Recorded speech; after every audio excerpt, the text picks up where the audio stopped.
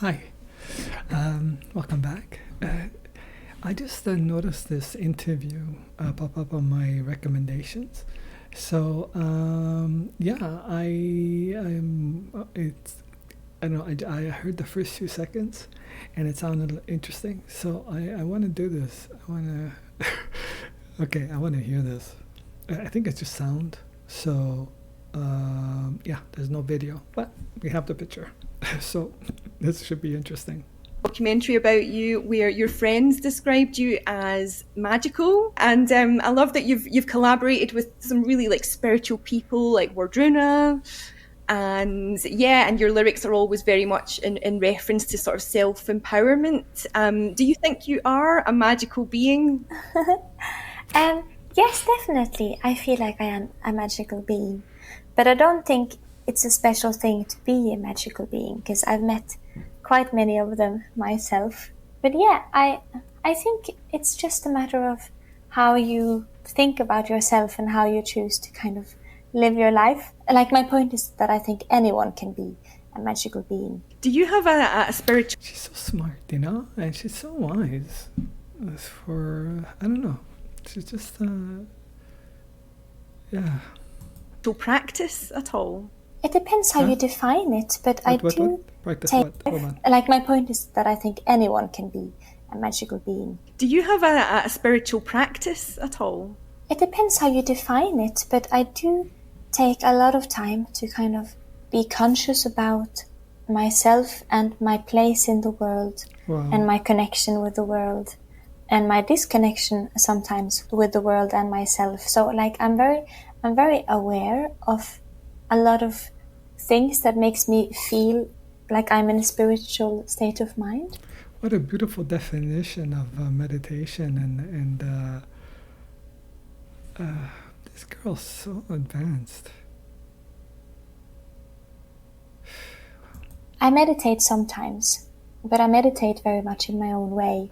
I like to think a lot about my place here in this world, if that makes sense. Yeah, absolutely. Given that you're from Norway, particularly Bergen, do you feel connected to the sort of old Norse gods and goddesses? I am extremely inspired by Greek mythology and Roman mythology, which makes sense because of her. Because I just did Exist for Love, and I mentioned that,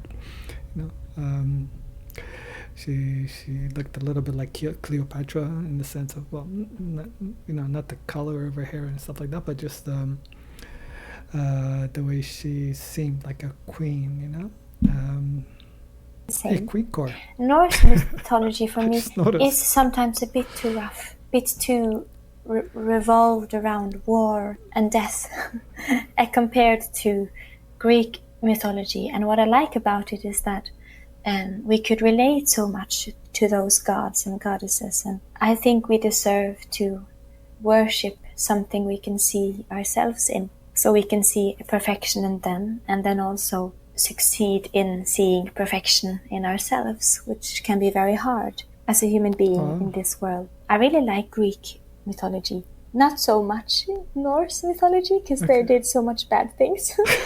But I like the female empowerment from the Viking era. The women were very strong and they had a lot of ruling power, which is cool because it's like 1,000 years ago. Yeah. What was it like collaborating with Wardruna, who were a large part of that soundtrack? Oh, it was amazing. Music is the biggest way I practice spirituality, or like I get close to my spirituality. My biggest source of inspiration and spirituality comes from Mother Earth. And what I love about Wardruna is that I feel like their music is so connected to the world and to nature. So it felt very at home. We have our own culture. The Norwegian folk music included so much in the music, but also the spiritual connection between music and the world, if that makes sense. So, see, this is what I mean. It's all one movement for her, which is outstanding. Mother Earth is her inspiration. She's connected, literally, and that inspires her to meditate upon her existence, on Earth, on Mother Earth type of thing, right? And then she exhumes that through, or she shows that through her music, her art, and her lyrics. They're all like one movement. That's what I mean, you know? Sorry, I'm gonna go back a little bit, okay? Connection between music and the world, if that makes sense. So I really loved it. It was a dream. And I would love to do more work with them because their music connects so much and so obviously to nature, which I love. Yeah, it's fantastic. I feel like your music, particularly your recent track Cure for Me, and tracks like Queendom, you know, you're completely embodying what this podcast is about, which is a kind of divine feminine or goddess or queen energy, whatever you want to call it. So what does the queen mindset mean for you? Well, for me, it's a very strong symbol of all the things women before us have died for and fought for, all the little steps we've been able to take, but still we've come so far in our modern world. And the world is today a better place for most women, but definitely not all of us. So obviously we have to keep fighting every day. But for our divine femininity to be able to just soar and live, and that we know for sure that we can be proud of it. I think for me, like the queen energy and the goddess energy, and those words is being a feminist, but with the kindness of a goddess. It's not a hateful way of fighting for something, if that makes sense. I don't know if I'm saying it right, but I feel like a queen would, and a goddess would fight for her rights, and she would keep her head high, and she would shout out loud of the things she cares about, but she would still take care of her people and still take care of her planet and her world. And I love that. She's starting to sound like Daenerys of the Game of Thrones at the beginning. But, you know, it's a beautiful ideas that she has here. Idea about, you know, both being strong but also being like a mother to other people and other creatures at the same time. It's just so kind. It embodies so much for me, like the kindness, the softness, the hardness, and the power, everything. And I really love that. Amazing. Yeah, that's completely how I interpret it too. So she's both vulnerable but also strong. She's motherly, fatherly, and it's also for all gender identities. Do you think that really resonates with your fans? You call them the warriors. Weirdos. Yeah, warriors and weirdos. Yeah. I don't get that. I mean, okay, I'm late to the party type of thing here, literally. But weirdos and... what was it again? Weirdos and warriors and weirdos and so on. To me, it seems like a good name would be Dons. The Dons, DAWNs, you know, WNS. Yeah, I don't know why. I do know why, because Dawn, Aurora, you know, it's like the merging, and it's also like I don't know. But I guess the warriors part belongs for some reason. I think it's because people have to fight for. She represents like Daenerys, a warrior queen, so to speak.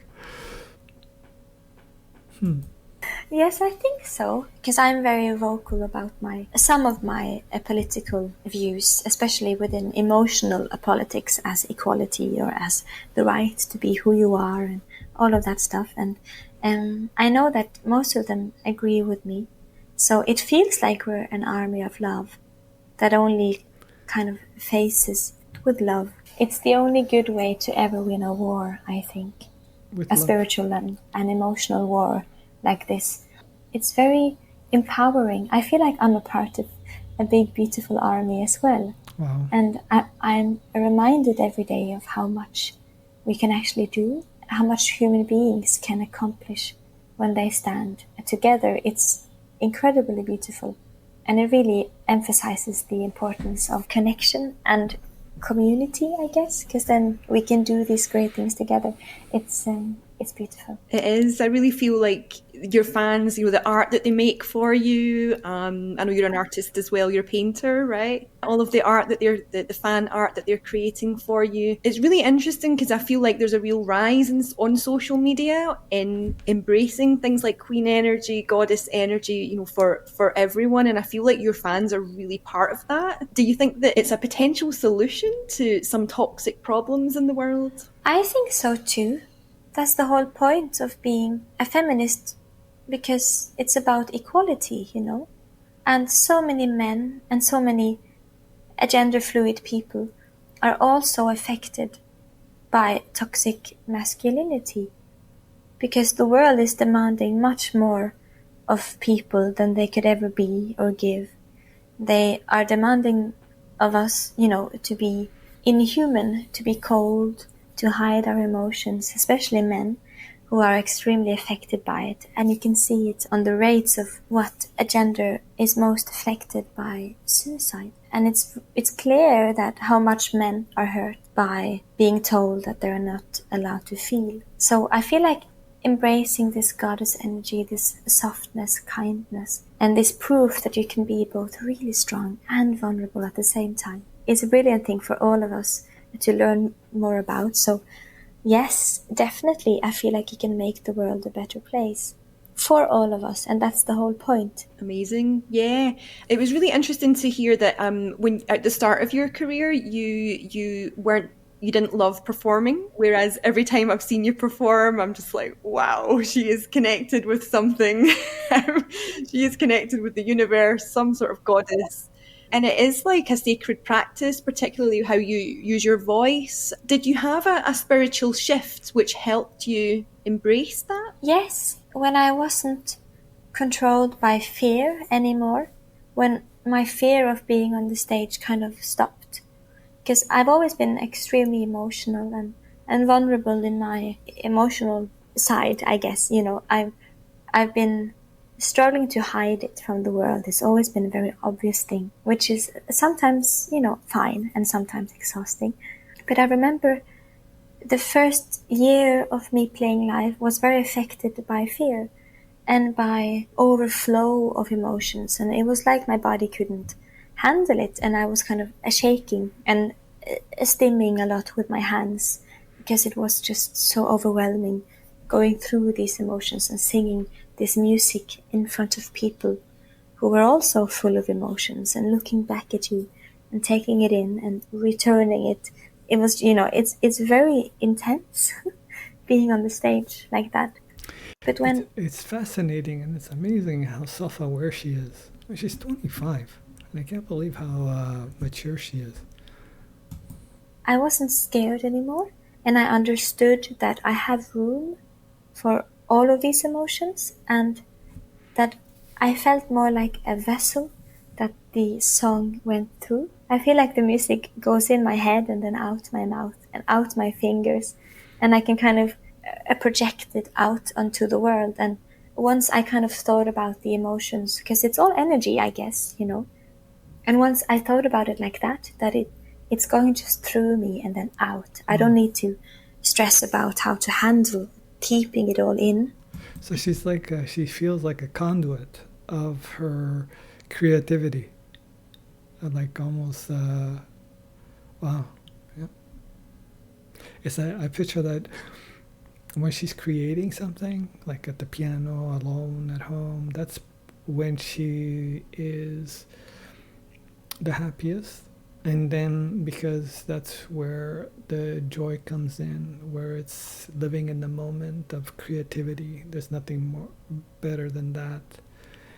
And especially if you're doing it out of love, you know, unconditional love. And then everything else is basically has to do with just getting that music out there, and she becomes this conduit, you know, like a medium. Her creativity goes through, but she's not being I'm not sure she feels like she's being creative on stage. She just feels like a conduit, and it's funny because if she accepted that, then I could see why she would say, okay, I'm not nervous because I'm just a vessel at that point. I can just pass it on. And then I wasn't scared of performing anymore. And it all made sense. And my voice, I felt like it opened, that I could do the kind of screaming that I do also in Frozen too, that I do like a kind of singing style that I feel like women have done before me, and men, for like thousands of years. It feels very ancient, like a nature call. But yeah, I remember the shift, definitely. It was fear that kind of kept it hidden, this true way of singing. Do you ever sort of go out into the mountains in Norway, in Bergen, and just sing? Yeah, I do. It's been a long time since I've done it now, so that's a reminder. I should go back and return. I belong so very well in the forest. I like the mountains too. They're powerful. They give a form of clarity, or at least you feel like you have some clarity in the moment. And I guess being in nature, it offers you a chance to simply exist and just be without anyone demanding anything of you, which is such a rare feeling to have, I think, in our current world. You know, the more she does what she does, I wonder how much of that is going to be more and more important to her, you know, to have that time and so on. I don't know how she finds the time to do anything. How are you going to read my book? How are you going to find the time to read it? That's what I'd be curious. I don't know. I almost feel like I feel like I'm taking away some of her precious time, if that occurs, you know. And I would recommend to all people to try to experience it more, because it connects you with this beautiful thing, that all the things that blinds us, that keeps us busy, this wheel of money and surviving, the way we look, the depression and obsession with not being beautiful enough, and all of these things that I feel contributes to a lot of unhappiness. All of those things seem to just disappear when you're out in nature, because money has no place there, or the way, or this shell you're wearing, it doesn't have any importance. And I love experiencing that freedom, that you can just be, and that gives me so much clarity. And singing in those places with this feeling gives me an emotion I can't even put into words. It's very nice. It feels a bit like being in love. I feel like I get butterflies in my belly, even now just talking about it. It's very nice, and it sparks my imagination and inner child. That's incredible. Who else do you think embodies the sort of divine feminine energy for you musically? I feel actually that Doja Cat is quite tapping into it. There is something absolutely divine, and her concept of a planet her, which I really like, is beautiful. And also she has this light in her. I don't know how to describe it, but I feel like her aura is very nice and light and joyful. And she's very playful. I feel that she's very in touch with her inner child. It's funny, I just watched, I just did a reaction to the song Exist for Love, and I was referring to the light as well. Sort of interesting here. Because she has that, right? That's what people are attracted to. And I feel like that's much the same as being in touch with the divine and goddess energy, because it's kind of just two sides of the same thing. And also women like Beyonce, we all know, is a goddess. She's a very clear image of that, to me at least, and to many people, I think. Musically, I feel like Kate Bush is really in touch with things, and also Björk, obviously. And my biggest inspiration, the divine music that it gives me the most inspiration in life, is all native music. And I hear so much divine energy and spirituality in especially Native American music. It's the most beautiful music I've ever heard. And also like Inuit music, a lot of the different music coming from Africa, and it's so different from country to country, and some of them just hits my heart and spirit in a completely new way. And also, like the Sami people, the indigenous people here in Norway, have a really special way of singing. They can do the nature call in a... Because all these indigenous people that she's referring to, that music is coming from a long time ago, right? From nature, a lot. So it's amazing how she sees things. Completely unique way. So I feel like all ancient, all native music does something special to me, which I feel harvests the most of this divine feminine goddess energy. Incredible, yeah. Were you trained to sing, or are you a trained vocalist? No, I am not a trained vocalist. No, I don't know anything about anything. I'm not even trained in music, but I just know in my heart how to do it. I know I have a very healthy, at least, technique with my voice, because I can sing for 1,000 hours. I can sing a lot and I can shout a lot. I don't know why, but I feel like I just use my belly a lot. That's where the music comes from, or that's where my voice comes from. My legs, my feet, and then my belly. So it helps to be like barefoot quite a lot. And I think I can sing forever. Amazing. Yeah, I mean, it just sounds so connected. Exactly. It's interesting that you said it comes from the belly, because do you work with chakras at all? Do you believe in the chakra points? I believe in most things people have figured out within spiritual things or medicine, or, alternative medicine, as we call it here in the West. But I don't know anything about chakras. But I know that they can get locked, that you can sometimes experience the chakras being blocked, and that you have to kind of reopen them and figure out a way to open them up again. So I do resonate a lot with that. It's interesting because the stomach would be like solar plexus, the heart of compassion. And I really feel that, and especially on the new single Cure for Me. What else do you like to do out with your music? I know that you paint. I paint a lot, but I feel like it's the same thing. I get very inspired when I write to also paint.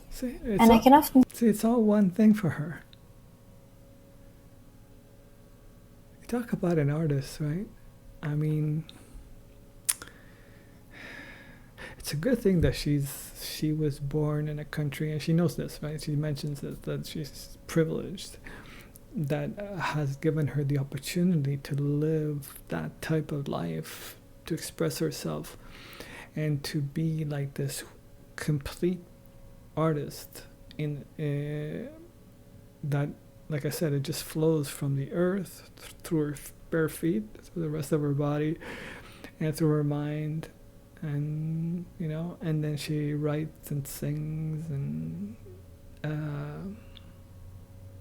like one movement.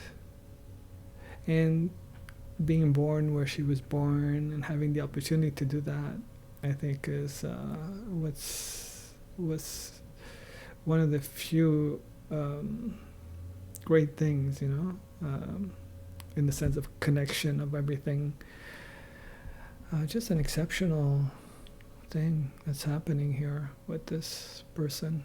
You can see that the music I'm currently making, or the chapter or the album I'm currently in, affects my paintings also a lot, which is interesting. Yeah, no, I have 3 self-portraits lying in my painting room. They are 3 self-portraits, and really? You can see how my hair has changed, and even the style of painting is very different, and the use of colors, which is interesting, because I can really see, not necessarily grown, but at least traveled through different energies and things. I like to... Self-portraits, because that's one of the easiest things to do, because you don't need a model. You're modeling yourself through a mirror, I guess. But all the great artists have done that. Because I guess that's the best way to learn, I would think, how to paint portraits. starting with your own. And then you sort of see, that's why I think she's so much in touch with herself too. To read fantasy books, and I like to drink tea, and I love to drink wine. Me too. And eat cheese is my favorite thing, especially during lockdown. Yeah, I become cheese. a very professional wine drinker. But I think we all have, and I don't think we should feel ashamed about it. It's beautiful, and there is something goddess-like and divine about wine as well. It's very ancient. It is. Actually, I used to make wine when I was a kid.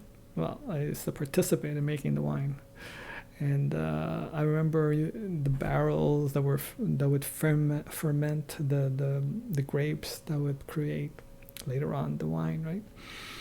And so on. And then I'd have to clean the residue that was inside when the liquid was used separately, and then you'd have to press the grapes to get more wine and stuff, right?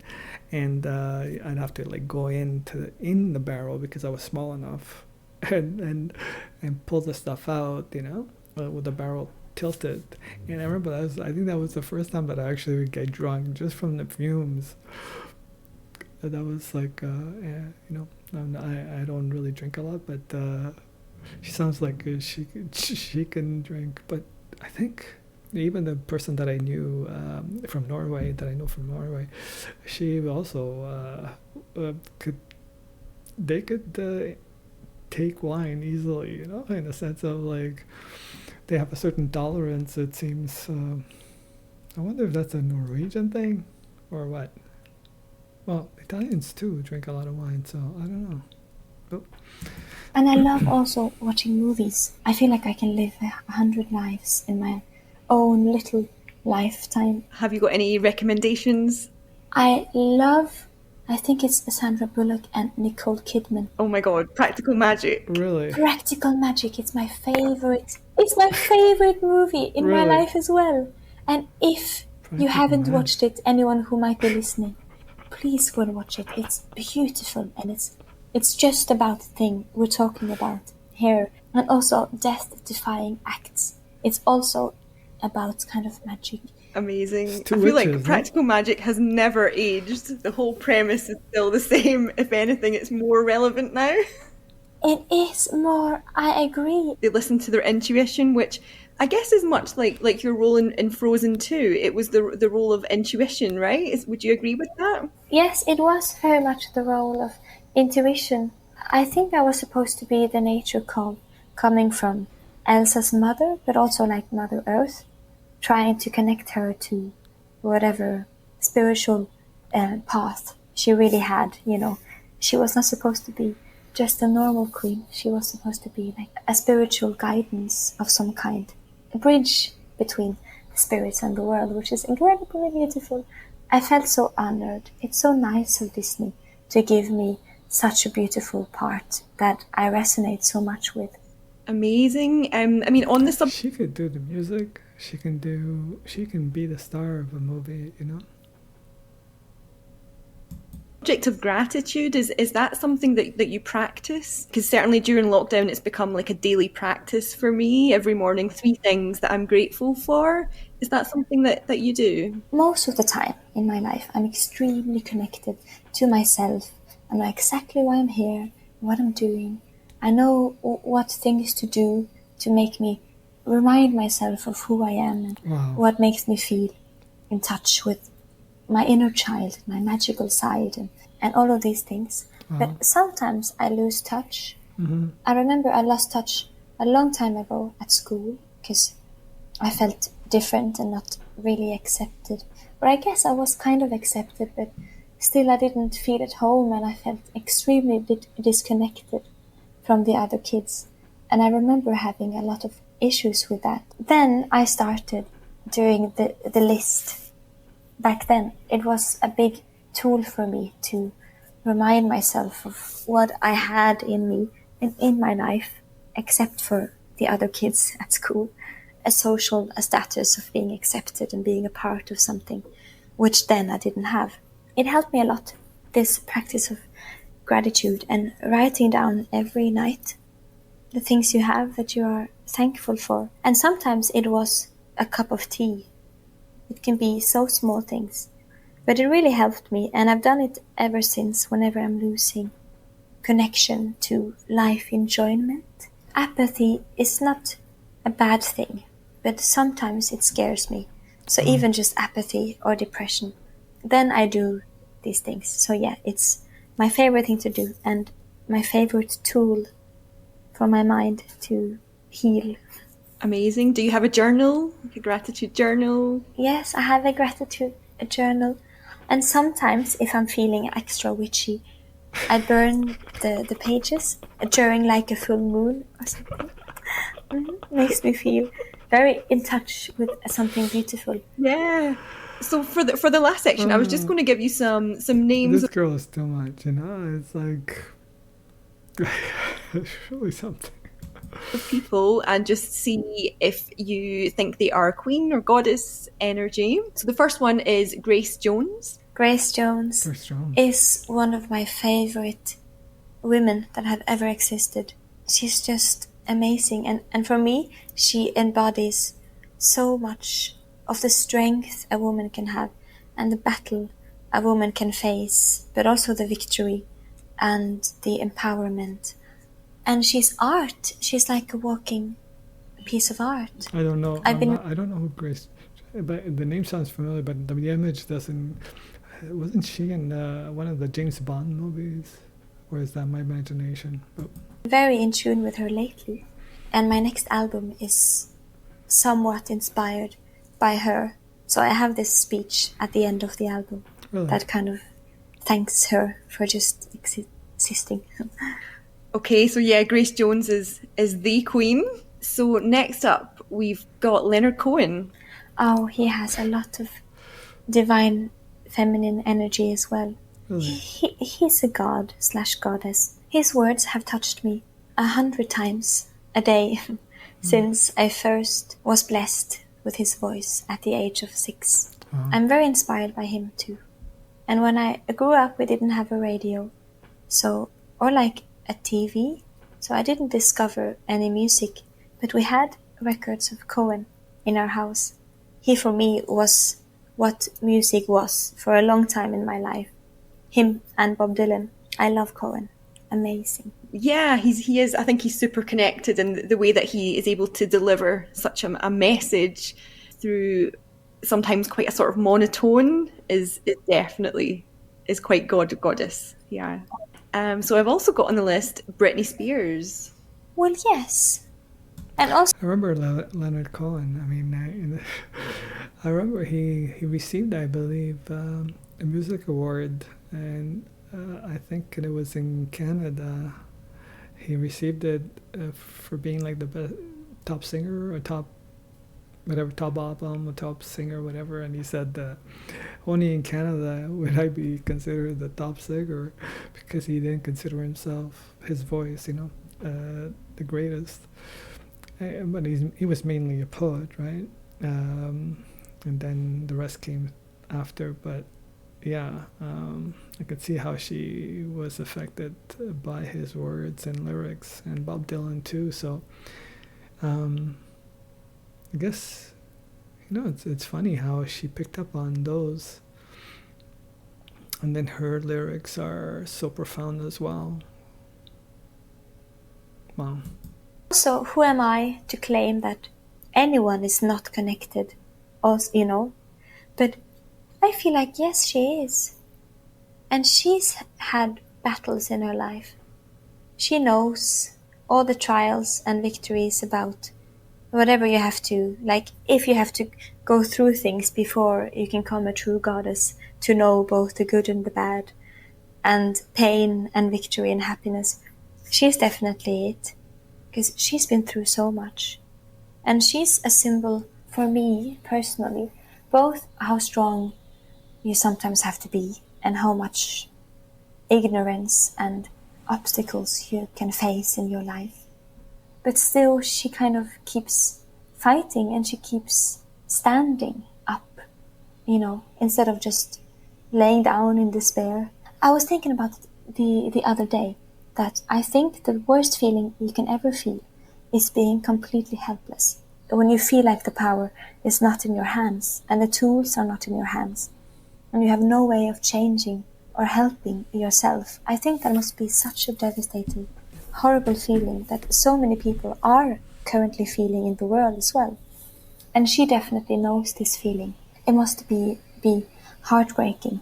I definitely think she's in touch. She's a goddess to me, at least. I feel like she's an example of the suppression of goddess energy, but she's fighting. And I feel like we're at a time when this energy is just rising and rising and rising, and your fans are absolutely part of that movement. Yeah, I cannot wait for the new album. I really hope it comes out this year.